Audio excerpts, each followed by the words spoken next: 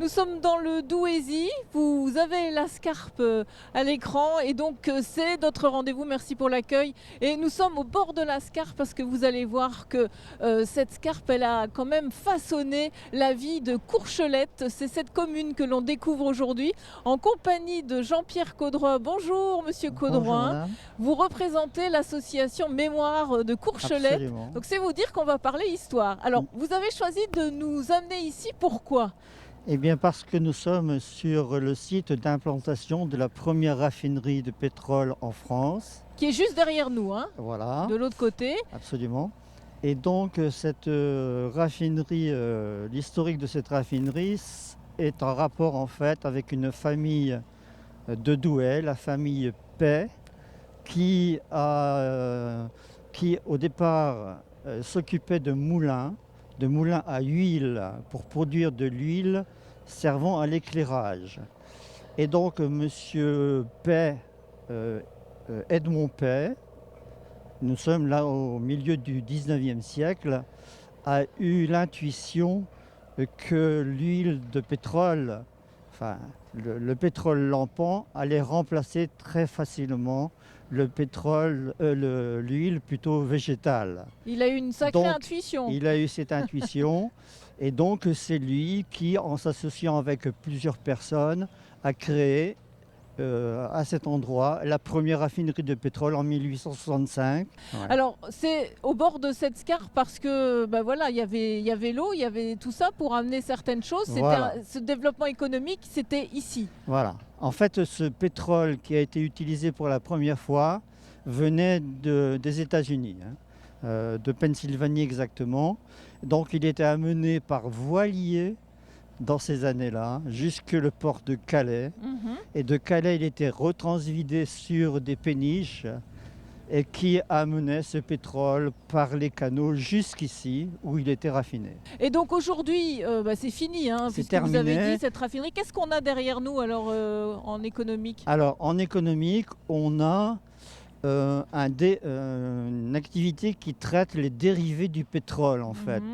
Hein, puisque l'activité, suite à la Première Guerre mondiale plutôt, la famille Pey a conservé en propre une activité qui était le traitement des produits pétroliers, hein, goudron essentiellement. Et avec ce goudron, on fait des revêtements de sol.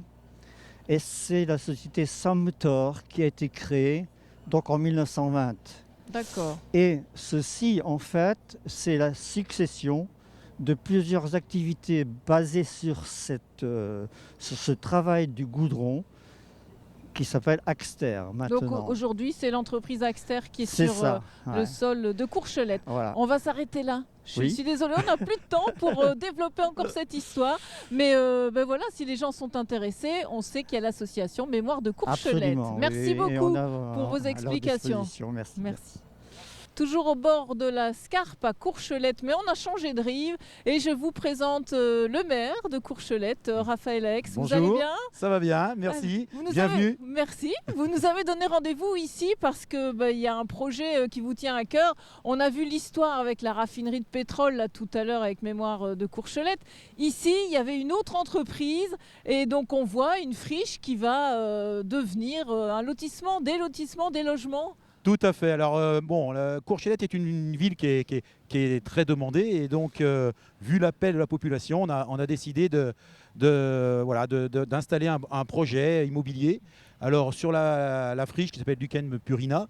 Alors, c'est un projet de 96 logements avec une mixité sociale, parce qu'on a envie que tout le monde se mélange. Alors, à la fois des lots libres, des habitations d'accession à la propriété, et puis évidemment des locations des locations sociales. Voilà.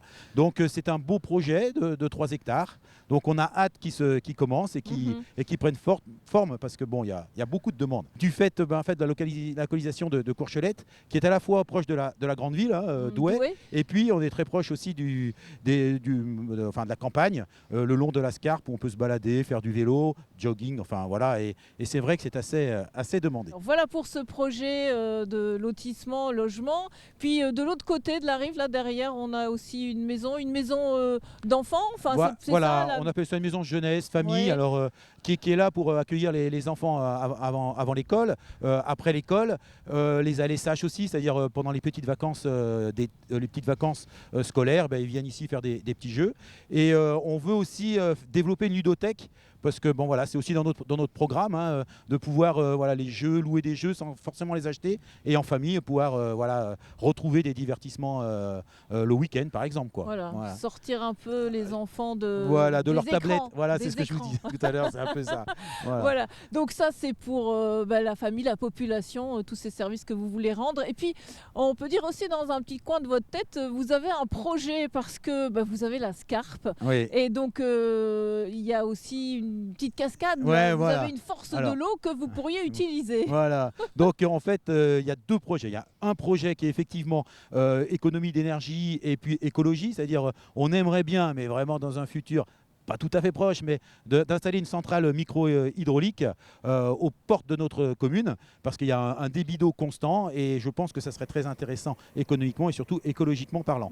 Donc voilà, donc ça c'est ce projet, mais qui est il est dans nos cartons. Si financièrement on arrive à le faire, ça serait vraiment génial. Mais on a surtout un très très gros projet, c'est en fin de mandat, c'est de rassembler deux écoles, l'école primaire et l'école maternelle, vers l'école primaire.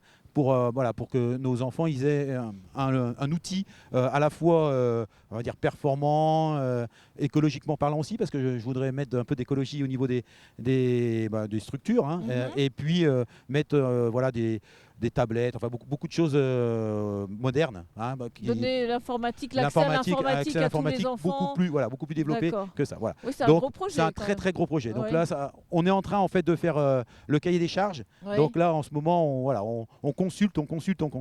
Et puis, on va dire à la fin du mandat, on aura un projet qui sera bien ficelé. On espérera le monter au mandat prochain, si c'est nous ou les autres, si c'est d'autres personnes. Voilà. Quelle activité à Courchelette, on peut dire. Ça bouge. Voilà. Là-dedans et ça va bouger sur le sol aussi. Tout à fait. Et on a aussi un monde associatif hyper développé. Je ne sais pas si on vous l'a dit, mais on a au moins 30 associations. Pour une commune de 2875 habitants, c'est pas mal. C'est quand même pas mal. Ouais, et donc, le monde associatif est très présent dans notre commune. Écoutez, merci en tout cas pour cette découverte et bonne continuation. Alors moi je dis merci à OEO parce que c'est très très bien de venir se déplacer dans les petites communes et parce que c'est beau de découvrir les petits territoires. C'est notre mission, monsieur Aix. Merci beaucoup. Merci bien à vous. Nous allons découvrir l'église de Courchelette, une église atypique. J'ai dû monter 25 marches et donc je suis à l'étage et ça c'est un peu étonnant. Et on va parler de ses particularités avec Isabelle Turpin. Bonjour Isabelle, vous êtes guide conférencière à l'office de Douai, l'office de tourisme de Douai. On est dans cette église, effectivement, c'est particulier, une église à l'étage comme ça. Voilà, cette église est assez particulière, c'est une nef unique et c'est très important de savoir que cet édifice ne présente pas disons, le chœur au niveau de l'arrondi, mais au niveau du pignon. Et on a en fait une orientation très particulière puisqu'on a un petit hall d'entrée qu'on appelle narthex et on a une nef unique qui est construite d'abord par Jean Gognaud, qui est un architecte art déco de la ville de Douai, et qui a fait appel en fait à une artiste pour décorer. Mais lui a amené son cachet à la fois par les briques, la dimension des briques très particulière. Donc, on voit là autour de nous. Voilà, et surtout par les petites arcades qui marquent le haut en fait du mur, très particulier. Et on a bien entendu cette frise sur le béton réalisée par une artiste André Sérail, très particulière, qui est en lien avec la famille P. hein, d'où l'importance en fait de cette artiste française qui travaille effectivement surtout en région parisienne plutôt qu'ici, mais la famille P a attiré, si on peut dire, cette artiste dans l'église, puisque la famille P a financé une grande partie de l'église. Oui, la famille P est très importante à Voilà. Courchelette, on l'a vu tout à l'heure avec la raffinerie. Aussi, c'est parce qu'en fait, la famille P voulait une église atypique. Et Jean Gognaud a répondu à leur attente, même s'ils n'ont pas intervenu. Hein. Jean Gognaud a été libre en fait de choisir à la fois la forme, le concept, l'art déco aussi. Et on a en fait ces petits anges qui décorent en fait l'ensemble de l'église avec des petites guirlandes. On parle d'anges parce qu'on regarde en fait les enfants et on a des petites ailes derrière. Et ils sont en train de décorer des guirlandes. Alors là, on a des iris, on aura également des roses pour justement animer l'ensemble du pourtour de la nef. Hein. Voilà. C'est très important. Isabelle, en tout cas, on a bien compris qu'il y avait plein de petites choses à découvrir. Donc, on vous invite à appeler l'Office de tourisme de Douai pour avoir des explications encore plus intéressantes. Merci. Nous, on continue notre visite parce qu'il y a encore de l'art déco dans la ville. Voilà. On continue notre découverte art déco à Courchelette. Isabelle, l'église a été construite en 1923. Ici, on est dans un groupe scolaire. C'était quelle année ?